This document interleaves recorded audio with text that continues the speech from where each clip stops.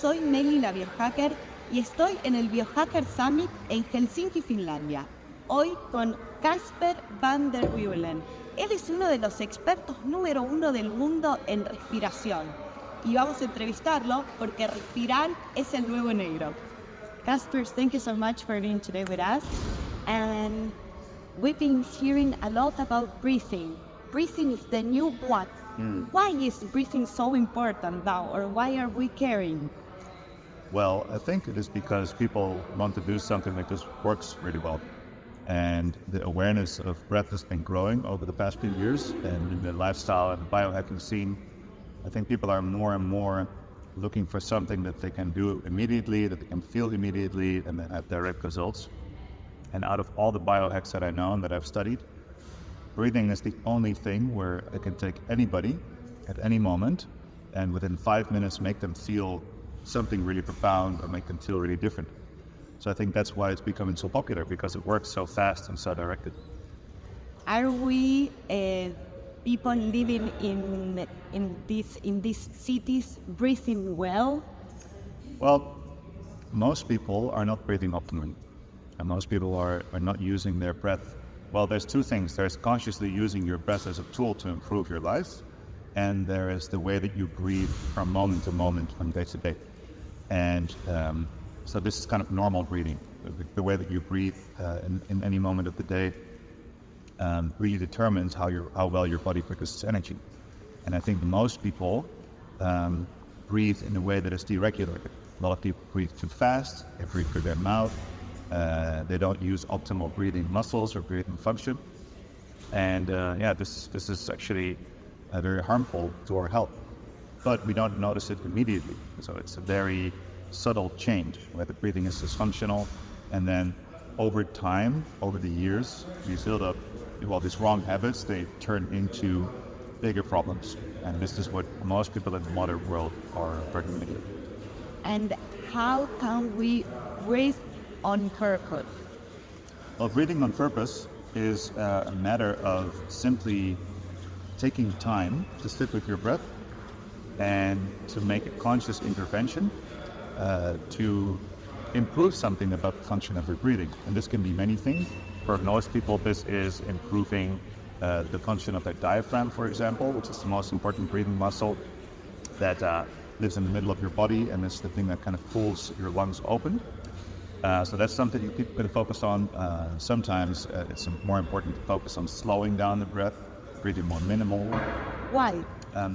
Well, because the speed at which you breathe really determines the extent to which your body can use oxygen. And it's an interesting thing that happens because we live very stressful lives in the modern world. We're constantly demanding more energy from ourselves, higher metabolism, we have our screens, and we have improper nutrition. We have all of these factors that are causing our body to go into a higher state of stress. And this is what's causing us to breathe faster usually.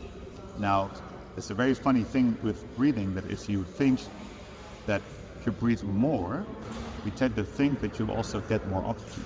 But it's actually the more you breathe, the less oxygen your cells can really use. The more we breathe, the less oxygen our cells can use. Yes. So if we breathe a lot of air in, this is not good. It's not good, no. Because we want our body to be very efficient. And if you imagine two people who kind of look the same age and the same level of health, and you have no real way of telling who's healthier, and they both go for a little run, for example, and one of them is really out of breath, so they have to breathe a lot, and the other one just breathes normally, then you know which one is healthier, the person who can breathe normally. So being out of breath or breathing faster than you need to in the moment is not a good idea. And this has to do with the biochemical exchange that you have. So in the lungs, we breathe in air, and we want to get oxygen-rich air into our lungs. We take up the oxygen, and then this oxygen is being transported to our cells. In our cells, we create energy with that oxygen by burning fuel. And as a byproduct, there's this compound being produced called carbon dioxide, CO2. And this carbon dioxide needs to be brought back to the lungs, and it needs to be exhaled. So this is a very basic overview of how breathing works. We inhale to get oxygen, transport it to the cells, we create energy with it, and then as a byproduct, carbon dioxide is being brought back and breathed out. The interesting thing though is that oxygen can only be taken into the cell if there is CO2, carbon dioxide, present. And this is kind of where it gets interesting, because if you breathe more, you breathe in more oxygen, but you also breathe out more carbon dioxide, which means there's less carbon dioxide in your body, which means there is less oxygen being taken into the cell. And this is really where people get deregulated with their breath, because if you breathe faster, so if there's more gas exchange in your lungs, there's less gas exchange in your cells. And the interesting thing that happens is that as soon as you start to do this, of course, you breathe more, you get less oxygen, and you feel the urge to breathe more, which makes you get even less oxygen, which makes you the urge to breathe more. So this is really a negative spiral that a lot of people come into. It's kind of like with bad nutrition. People, they feel like they have low energy, they ate really bad food because it gives them an instant little sugar rush, and then it drops their energy, and then they start to eat more, and it's a negative spiral. So in biohacking, we want to find the negative spirals and turn them into positive spirals. And how can we do that? What can we do every day? Like people who are listening saying, well, maybe I'm doing this. How can I turn it around? What can I do? It's very simple. You take 5 minutes in the morning or in the evening, or whenever you feel like you're getting stressed or you want to relax or reset your system a little bit. And in those 5 minutes, there's a few very simple things you can do. One of them, for example, is you simply breathe in as deep as you can. You hold your breath for 5 to 10 seconds, and then you breathe out as much as you can, and you hold that for a few seconds. And then you take a moment to rest, and then you repeat it. So it's very simple. You can do it right now. You can just breathe in as deeply as you can. So breathe in through your nose to your belly, then into your chest.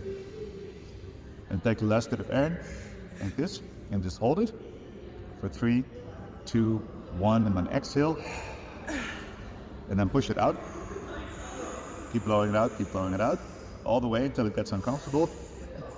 Yes, and now breathe back in to your nose, and now come back to your normal breathing. And then you just breathe normally for 10 to 15 seconds. How do you feel? I feel really well. It's interesting, huh? Yes. Yeah, it only takes one breath. If you want to reset and what we're doing here is so your lungs are these almost like bags in your body in a way, and they're narrow at the top and they're broader at the bottom. So if we breathe in a shallow way, and if you breathe through our mouth, our lungs are taking only a very little amount of air in, so in a very stressed way. And what sometimes happens is that air starts to stand still in the lower parts of our lungs. So the air is not circulated well through the entirety of the lungs. So what we do here is we take a really big breath, right, and we hold it at the top. And when we hold the breath, and I just took it into my mouth, but it's better through the nose. And when you hold it, there's pressure in the lungs. And the pressure kind of makes the lungs pop open a little bit. And then when you exhale, and you push everything out all the way, what happens there is that your lungs go into their smallest form. And by pushing all the air out, all of the air that normally doesn't move well, also gets pushed out. So then when you breathe in again, suddenly your lungs are being used at their full capacity, right? Because it went from all the way open to all the way closed and then back to normal breathing. We're actually getting a much fresher air into our lungs because the air that's no longer fresh has been moved out. And also when we exhale and we feel this discomfort in our body and this urge to breathe, it means that there is this carbon dioxide is building up in your blood. And this is what makes you feel a little bit like, oh, I need more air. And that little bit of discomfort of wanting more air, that is also the training stimulus for your body to take in oxygen better. So every time you limit the amount of breath in your body by doing a breath hold or by slowing down your breath, your body will make an adaptation and make sure that the next breath of oxygen is being used more properly. Wow, well, this is very powerful. And the movement to the front is purposeful, right? Yes. Yeah, this is because it's just a little bit easier to empty your lungs if you're falling forward, right? So if you want to push out all the air in your lungs like that, at some point you will feel that it's just easier if you also collapse your body a little bit to push the last bit of air out. Wow, so we could say that this is like stretching, but for our Exactly. lungs. And not just for your lungs, because what you're doing is you're also stretching your diaphragm and the connective tissue in your ribcage. Because if you open it as much as possible, also the tissues around your lungs are being stretched. And what's really interesting is that the diaphragm, your most important breathing muscle, it sits kind of like around here, and it separates your thoracic, so your chest area and your abdominal area. And when you inhale, the diaphragm contracts downward and flattens, and it enlarges the lungs. And this is why air flows in. But when you exhale, it goes into almost like a parachute-like shape. So what's really cool is that the diaphragm lives deep inside your body, and it's kind of difficult to stretch it and to release it. But if you go from a full lung, where the diaphragm is all the way flattened, so the muscle is fully contracted, and you go to an empty lung, where the diaphragm is fully relaxed, that's when you basically stretch the range of motion of the diaphragm. So we're not just stretching the lung, and I mean, we're not just stretching a lung. A lung sounds like one thing, but your lungs are made up of alveoli, which is basically these tiny little, almost like balloons. And there's 500 million of those balloons in your lungs. So, and if you would lay them all out, you would have the surface of this entire room, like a tennis field, basically. And so, if you are doing this maximum inhale, you have 500 million of these micro balloons that are opening up. This entire like tennis field of tissue is being opened up, and it's being trained and being stretched to be more healthy. So that's why these maximum inhales and maximum exhales are really good for your overall health. We can do maybe 3 or 5 times and every day. Yes. Yeah. This is how I start my mornings usually. Like the start of my morning routine is like a reset with my breath, where I take a maximum inhale as deep as I can, and I only hold it for 5 to 10 seconds, and then I exhale as much as I can, and then I hold that for, maybe 5 seconds, because it gets very uncomfortable. Breathe back into my nose, hold it again, and take a little break in between. It's very simple. Yes, simple and powerful, and this way we are healthy, more vital, we sleep better, Yeah. right? Oh yeah, if you can't sleep, do this before bed, and it'll be much easier to get to sleep. Whoa, we are going to do this before sleep, and it makes our skin more beautiful, right? Well, eventually, absolutely, yeah, definitely. Kasper, you taught us another exercise. Mm-hmm. What is this other exercise? That is very simple. I love it because it's simple, powerful, like concrete. Everybody can do it. It takes some minutes. Well, the other one is, so what's a very interesting thing about the nervous system that has been measured is that your nervous system is happiest or thrives, right? So the vagus nerve activates most, to say it in nerdy terms, when we breathe in for 5 seconds and breathe out for 5 seconds. So what you can do is you can just take a timer on your phone and just start the stopwatch, and for 5 seconds you breathe in, and for 5 seconds you breathe out, and then 5 seconds in, 5 seconds out. You just keep doing that, and that's it. You do that for maybe 5 minutes. So that's one of the simplest ways to practice breath. And ideally, what you do, so if you breathe in for 5 seconds and you breathe out for 5 seconds, you can of course take in a really big breath in 5 seconds. So you can go all the way full in 5 seconds and then out. But you can also take in a very small breath within 5 seconds. So one way to practice your breathing is to take your stopwatch, breathe in for 5, breathe out for 5. But then as in the beginning you take very big breaths, but then slowly you take smaller and smaller breaths within the 5 seconds.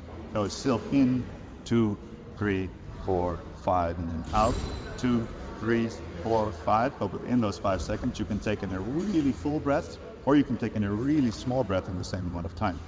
And that's super good practice for your nervous system, for lowering your breath rate, because if you do this for 5 minutes in the morning, for example, and the rest of your day, your body will usually naturally breathe slower because you've trained to breathe slower. And we are going to live longer and healthier if we do this. Yes, absolutely, because the breath is the most important life function. And if you think about it, you can go for 30 days without food and for a week without water, but you can only go for a minute without breathing. So your life is completely dependent on your breath, and it's extremely important to practice your breath, because your health is dependent on it. So the better you breathe, the better you live. And if we do this exercise, will it improve our HRV? Oh yes, absolutely. Yeah, if you have a measurement device for HRV, whether it's a chest strap or a ring or a watch, and you run an HRV measurement while you do this breathing technique, then usually you will find that during the exercise the HRV goes up and down, or sometimes it goes down in the beginning, because this is a challenging thing for your nervous system. And when the nervous system is challenged, you'll see the HRV drop. But then after you're done, you just sit and you meditate for a few minutes, and then you let your body kind of adapt to this, then you will see the HRV increase. Because with these types of breathing techniques, it is like training. And just like with physical training, if you're doing an HRV measurement while you're doing the workouts, then the HRV goes down because your nervous system is challenged. But then afterwards, you will see the HRV increase because your nervous system is relaxing and adapting to the movement. And Kasper, is it worse training our breath hold longer and longer? Yeah, it's great. It's a good idea. The only thing with training breath holds is that if you force it, you can get really dizzy or even pass out. And this is especially on the inhale. So if you have a full breath air in, there's a lot of muscles working to keep that air in, and it can create a lot of pressure to your head, and then you can get dizzy or you can lose blood pressure in your head and kind of pass out a little bit. So inhale and holding is something that needs to be done with a little bit more care. But if you can hold it without any force, so you just hold your breath and you relax every muscle you can, then it's great. And another thing you can do is practice the length of your exhale breath hold, where you just take a breath, let go, and when your breath naturally stops, you just wait. And you can also repeat that 4 or 5 times to get a little bit better at it every time. So those are really simple ways to work with breath hold. And is this complementary to Wim Hof methods? What is your take on the Wim Hof method? Well, the Wim Hof method is, well, I could talk about this for days, but it is definitely complementary to it. Like the Wim Hof method, physiologically, the main aim of the Wim Hof method from a biochemical perspective, and there's a lot of ways to talk about this, so this is limited, but the main aim from a biochemical perspective is to create hypoxia. And hypoxia is a state where you lower the amount of oxygen in your tissues, and then the body responds to this low oxygen by becoming better at using oxygen. It's a very simple training stimulus, it's just like going to altitude. This is one of the main physiological benefits of the Wim Hof method. And what we are doing here with our breath holds and with limiting the amount of breath is we are increasing carbon dioxide, which is called hypercapnia. And in the breath, in terms of chemical training stimuli, you can train in 2 ways. You can create hypercapnia, which is increasing the amount of CO2 in the body, and that way use oxygen better. Or you can create hypoxia, which is decreasing the amount of oxygen in the body, and that also improves the extent to which you use oxygen. And then the Wim Hof method has 1,000 other benefits. But usually the Wim Hof method's reading takes a little bit longer, so this is just a shorter way to practice. But yeah, there's a place for every breathing technique. Every breathing technique that exists is amazing, and it has its own benefits. And if you understand the core principles really well, and this is why I don't teach methods anymore, I only teach principles. So if you understand the principles, the core principles, then you can understand which method works best for you in which moment. Wow, well, that's a very, very powerful approach. And Kasper, what are the biohacks or health interventions that you may think, oh, this is maybe not very well known, but it has impacted my life in a very powerful way, besides the breathing? Besides the breathing, well, one thing that is far less known that is, well, it's gaining popularity is microdosing with psychedelic substances. And this is something that is now gaining a lot of popularity, but yeah, a few years ago it was still very niche, and this is one of the things that has just not gone mainstream at all yet. Also because of, in most countries it's illegal, but where I live it's not, so that's a really good news. And so it's a basic practice where you take a very small dose of a psychedelic substance, in my case the truffle, the psilocybin truffle, which is like a mushroom. You take it in the morning and it creates a little bit more connectivity in the brain, and it creates like a little bit more openness for new stimuli. So it helps with learning and helps with feeling your body. So this is something that I've been using more. Is there anything else that you would like to share with the Spanish-speaking biohackers? Well, the one thing that I always share when people ask me this question is I always like to remind people that you're going to die. And some people think it's a depressing thought, but to me, one of the most inspiring things to think about is the fact that to meditate on death, as they say in the Stoic philosophy, memento mori, and to sit and to really think, okay, so my life is going to end at some point. It might be tomorrow, it might be today. How am I living my life? And especially in the world of biohacking, I believe that optimal health is not a goal. It shouldn't be a goal, because health is something that you're going to lose. It's guaranteed that you're going to lose your health. So if you're interested in biohacking, if you're interested in optimizing your health, the question is, what are you optimizing your health for? And why is it worth to make your health really good? And it's only worth to make your health really good if you know what you're living for. And one way to remember what you are living for, what you're using your health for, is to think about, okay, what if I die tomorrow? How will I live today? Or what if I die in 3 months? How will I live the next 3 months? What if I die in a year? Or what if I live for 200 years? Right? So it's these questions, they really help make the choices. So for example, if you spend 3 hours per day on your phone, and you're not really connecting to the people you love, for example, and then you think, what if I die tomorrow? Would I still spend time on my phone or reading the news or thinking about random things that don't matter to me? No, if you would die tomorrow, you would live today fully and really connect with your loved ones, for example. So it makes it very clear what is the most important thing in your life. Wow, Kasper, this is so amazing. And while I listen to you, I'm thinking right after this wonderful interview, I'm going to call my mom and tell her that I love her so much. And that is the ultimate biohack, right? Just really connecting with your loved ones. And the main reason for most people that they want to, because people don't necessarily want to be healthy, they want to be healthy in order to play with their children or have more time with the people they love. And these types of things, to be on the mission, to build your dream. This is really what it's about. Not just being healthy, because if you're fully healthy your whole life, but you're not doing something that's meaningful, that's a waste of life. That's a waste of life. And wow, Kasper, I appreciate this so much. You touch my breath, you touch my heart, you touch everyone's heart, and let's breathe better on purpose and with purpose. Yes, absolutely. Thank you. Thank you.